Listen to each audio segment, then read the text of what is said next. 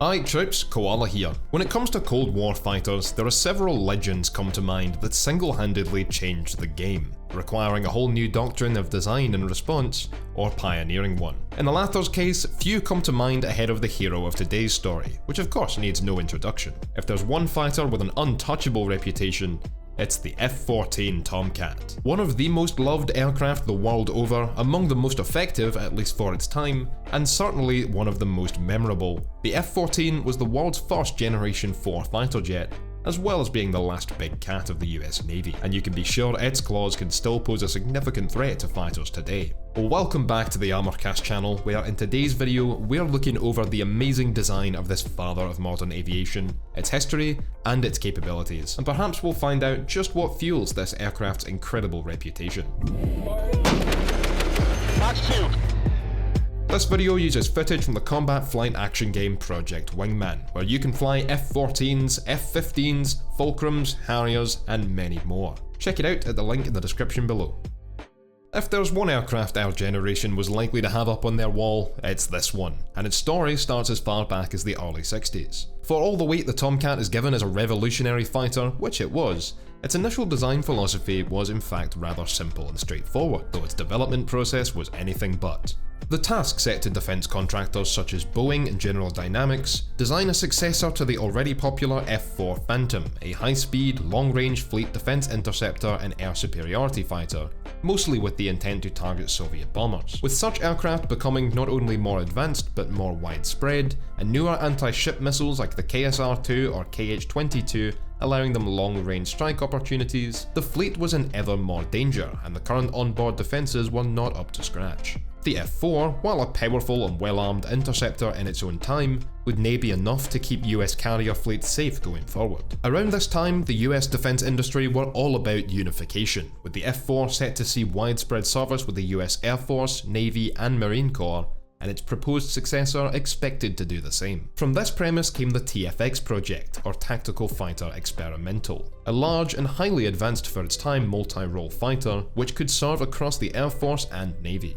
The aircraft would focus entirely on long-range jousting, using advanced radar and long-range missiles to destroy any target before it got close enough to pose a threat in return, and thus have no need of dogfighting prowess. This was not an unfamiliar concept. After all, Douglas's F-6D Missileer had just been cancelled, though apparently no lessons were learned, and the Tfx project continued. In 1962, General Dynamics' proposal for the Tactical Fighter Experimental was selected, and 2 years later, the F-111 Aardvark would take to the skies for the first time. The predictable problem, however, was that the Navy's and Air Force's requirements were simply too different, and the new aircraft sacrificed too much in order to try and sit on the fence in between them. While the Air Force would accept the F-111 into service, albeit in the tactical bomber role, the naval F-111B was outright rejected. This sluggish beast was no fighter, and the Navy had no requirement for this kind of aircraft right now. The project was refined into the VFX concept, something similar to what the F-111B was projected to be, but a dedicated naval design more fitting of the Navy's needs. The contract was given to Grumman in 1966, who had worked with General Dynamics to create the F-111B, and the name was selected, Tomcat. This was not just in keeping with Grumman's history of cat names like the Hellcat, Panther and Tiger, but to pay homage to Vice Admiral Thomas Connolly, whose involvement was instrumental in the program. The idea was still to create an advanced long-range and high-speed fighter with state-of-the-art avionics and long-range weapons to defend US carrier fleets from cruise missile bombers. The twin-engine configuration and variable geometry wing solution was also retained, but two big changes were made. By this point, the Vietnam War was in full swing, and the drawbacks of heavy, expensive, multi-role aircraft that sacrificed maneuverability had become obvious with the likes of the F-105 and F-4. The Tomcat would also be a dogfighter, and a powerful one at that, sacrificing ground attack capability entirely in order to achieve this. Another aircraft would have to fill that role, which at the time meant the A-6 Intruder, eventually taken over by the F-A-18 Hornet. Pressure by Congress and Defence Minister Robert McNamara, who had been one of the leading heads behind the idea of unification in the first place, forced the development of the F-14 to occur at an uncharacteristically rapid pace, and in December 1970, only 2 years after the design was officially selected, the YF-14A flew for the first time. I guess you could say its developers had the need for speed. The fighter's twin-seat configuration returned to a more standard layout, with a radar intercept officer or RIO behind the pilot, rather than beside them, as in the F-111. The flat fuselage design can provide anywhere between 40 and 60% of the lift generated by the aircraft, depending on the wing sweep, and this allowed F-14s to land safely even after suffering substantial damage to the wings. That brings us to the Tomcat's party trick, the variable geometry or swing wings, which sweep anywhere from 20 to 68 degrees, providing low drag for supersonic speeds, or increased lift at lower speeds for dogfighting as well as takeoff and landing. Unlike aircraft such as the MiG-23, Panavia Tornado, or the F-111, the Tomcat's wing sweep could be controlled automatically by a central data computer, or manually overridden by the pilot as needed. With wings fully outstretched, the Tomcat's wingspan is an impressive 64 feet or 19.6 meters, while its fully swept configuration brought that down to only 38 feet or 11.6 meters. An additional 75-degree sweep saved even more space for storage on carrier flight decks, though you wouldn't want to fly with such a configuration. The aircraft's twin Pratt & Whitney TF30 engines, the world's first production afterburning turbofans, could each generate almost 21,000 pounds of thrust. But given the maximum takeoff weight of over 74,000 pounds, the heaviest of any US Navy fighter, these engines were considered underpowered. The TF30s were also prone to compressor stalls upon throttle changes at higher angles of attack, which led to numerous accidents that wouldn't be fixed for several years. Top speed of the Tomcat was Mach 2.3 or over 2,400 km per hour at altitude, and range was over 1,000 miles, which could be extended with the use of aerial refueling. To facilitate this, the F-14 houses a retractable aerial refueling probe on its right side, while a 20mm Vulcan cannon sits opposite it on the left. Interestingly, this is opposite to the Air Force's F-15. The F-14 Tomcat had 8 hardpoints for suspended weapons, along with 2 additional hardpoints under the engine nacelles for external fuel tanks. Unlike the F-111, which featured rotating wing pylons, ensuring they remained forward-facing regardless of the wing sweep angle, the F-14's wing pylons hang under the fixed portion of the wing, closer to the fuselage. Like its predecessor the F-4, the Tomcat had the option to carry 4 AIM-9 Sidewinder short-range infrared missiles and 4 AIM-7 Sparrow semi-active radar homing missiles for medium range and frontal aspect engagements. This wasn't all, however, as the F-14 famously brought with it the introduction of the powerful AIM-54 Phoenix, an active radar homing missile that could engage targets at extremely long ranges. Lofting to over 80,000 feet and guided initially by the AWG-9 radar, a revolutionary type for its time, the Phoenix had a maximum range of 100 nautical miles and a top speed of Mach 5. During its terminal flight phase, the Phoenix's onboard radar would take over, guiding it into its target without input from the launch aircraft. The F-14 could carry up to 6 of these deadly missiles, though common loadout consisted of 2 Phoenixes, 3 Sparrows, and 2 AIM-9 Sidewinders, plus 2 drop tanks. The Phoenix missile was intended to be primarily a bomber intercept weapon for engaging Soviet Badger or backfire bombers, and although launched at fighter-sized targets on 3 occasions, the AIM-54 never scored a kill in US service. Due to its exorbitant cost compared to the Sparrow, these shorter-range, semi-active missiles remained the primary weapon of the F-14. During the late 70s, Tomcats would receive all-aspect capable AIM-9L Sidewinder missiles, increasing their lethality greatly in close quarters. The Tomcat was also incredibly deadly in a close-in dogfight, able to comprehensively outmaneuver any fighter in service at the time, something the F-111 could never do, and the preceding F-4 Phantom had always struggled with in Vietnam. The reputation of the US Navy's new Teen Series fighter was very high, long before it ever featured in Top Gun, the movie that is. But although marketed to nations such as Japan and Canada, both nations selected alternatives and still operate their F-15 Eagles and F-A-18 Hornets respectively to this day. So it was that the only export customer of the Tomcat, and sole operator of the type today, is a nation commonly thought of in modern times as an adversary of the US, Iran.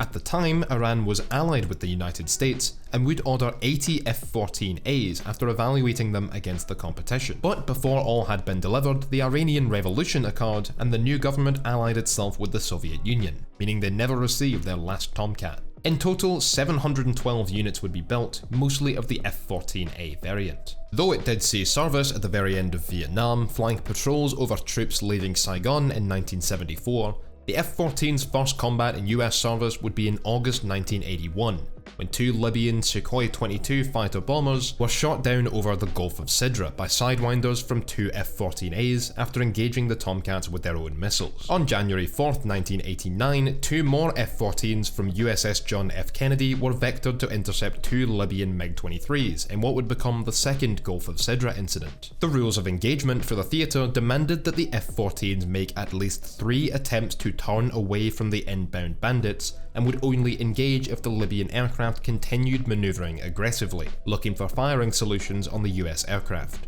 After 5 attempts to turn away from their head-on course and 5 manoeuvres by the Libyan MiGs to remain on target for the flight of Tomcats, the MiG-23s were declared hostile and engaged. At 13 miles, the lead F-14 launched an AIM-7 Sparrow, shooting down one MiG-23, while his wingman downed the second MiG with a Sidewinder. During the Iran-Iraq War, Iran used the F-14s to great effect against the newer Iraqi MiGs, downing many, including with the use of their Phoenix missiles. Exact kill-to-loss ratios are heavily debated, of course, though it is said that some 160 Iraqi aircraft were shot down by the F-14s for less than 20 losses, at least 9 of which are attributed to accidents. During the conflict, Iranian F-14s were used as airborne early warning platforms, able to protect older F-4s and F-5s, and were generally only used in direct combat in key areas. Iranian ace pilot Jalil Zandi is credited with 11 Iraqi aircraft kills, making him the highest scoring Tomcat pilot. These kills would include at least 3 of the F-14's original targets, 2 Tu-22 bombers and a single Tu-16, along with several MiG-25s and MiG-23s, and dozens of MiG-21s and Mirage F-1s. Only one F-14 kill was ever recorded by the MiG-21. Throughout the 1980s, work was done to improve the Tomcat, with the primary target being those TF-30 engines. These were replaced by the General Electric F-110 GE400 engines already installed on the F-15 and F-16. I bet McNamara was happy with that at least. These increased the reliability greatly, as well as having much more thrust, and their fuel efficiency allowed for an increased range without refueling of around 1600 nautical miles. Thrust to weight was also increased, and on lower fuel loads, the new F-14A+ variant could achieve a thrust to weight ratio of over 1:1, something else it shared with the Eagle and Viper. These aircraft also included the new ALR-67 radar homing and warning system, and were later renamed to F-14B.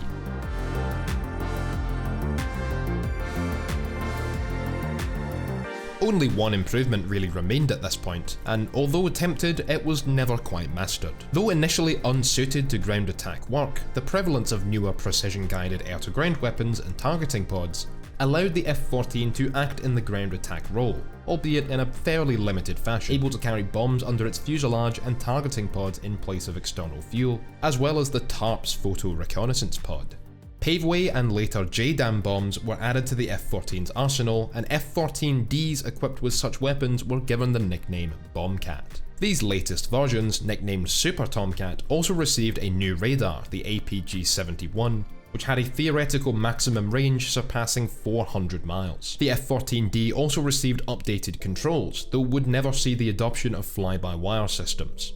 By this point, the Tomcat had a younger brother to take care of, the other half of the 2 split projects that came from the Tactical Fighter Experimental. The F-14 had replaced the F-111B in the air superiority and interception roles, but for a so-called attack fighter, the Navy created the F-A-18 Hornet. Tomcats were used frequently to escort Hornets, focusing primarily on ground attack work, providing them with a safe area in which to conduct operations, while mentoring the aircraft that would eventually replace it. Despite its successes, by the end of the 20th century, the F-14's fate was sealed. Its expensive nature and highly specialised role simply made it inefficient to use, and the enormous cost of the AIM-54C missiles didn't justify allowing pilots to actually train with them, leading authorities to question how useful they'd be anyway in combat scenarios. The newest versions of the F-A-18 were not only more versatile and more advanced, but cheaper to buy, cheaper to run, and practically a match for the F-14 in the air-to-air role anyway, though lacking the reach of the Phoenix. It could also carry much more advanced air-to-ground missiles, while the F-14s were limited to guided bombs at best. Fly-by-wire controls, AESA radars, and the new AIM-120B AMRAAM missiles, far more suitable for hitting fighter-sized targets, were proposed for an upgraded F-14, which would become known as the ST-21 for Super Tomcat 21st Century. Unfortunately, this even more expensive aircraft would never make it past the drawing board. The F-14D already cost almost $40 million per unit, and that was in 1981 dollars. Even the most advanced Super Hornet variants don't cost that much in today's money, for far more relevant capabilities. So it was that although use continued into the 2000s, the F-14 was fighting for a place at the table, and the lack of air combat it could use to prove its worth wasn't helping its case. Throughout early 2006, after supporting Operation Iraqi Freedom, squadrons would land their F-14s aboard USS Theodore Roosevelt, never to take off in them again, at least not on deployment. On September 22, 2006, the F-14 Tomcat was officially retired fully, exactly 32 years to the day since its debut in 1974. A beautiful fighter, the F-14 can be considered a victim of being the first of its generation, pioneering technologies and technical solutions that its younger siblings were only going to learn from and improve upon. It opened the door, and a flood of newer aircraft were eager to step through, but the F-14 will always be remembered fondly, of course, if for no other reason than its combat record against the MiG-28. Unfortunately for the Tomcat, the focus of modern warfare is almost entirely asymmetric, at least as far as the fighters are concerned, with multi-role precision ground attack capability always trumping dedicated air combat prowess. That's a change the F-14 Tomcat was way behind on. In many ways, it was the perfect jet fighter for a war that never happened. And that brings us to the end of today's video. I sincerely hope you have enjoyed, and that if you did, you leave a like, subscribe for more content like this every week, and let us know your thoughts on this aircraft and this video in the comments section down below. If you want to join our exclusive Discord server, chat about military tech, gaming, get some behind the scenes content, and even early ad-free access, then make sure to check us out on our Patreon at the link in the video description below. The Armorcast channel has been exploding these past few weeks, so I just want to take the time to thank all of you who do support the channel and allow us to continue making more and better content. Every little bit really goes a long way. Thank you lads for watching, stay safe, and I will catch you in the skies. Ah, I couldn't quite take him. Oh fuck.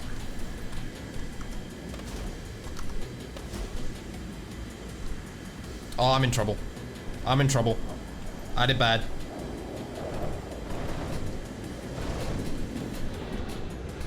Oh, okay, we're good. We're good. We're good. Get guns on.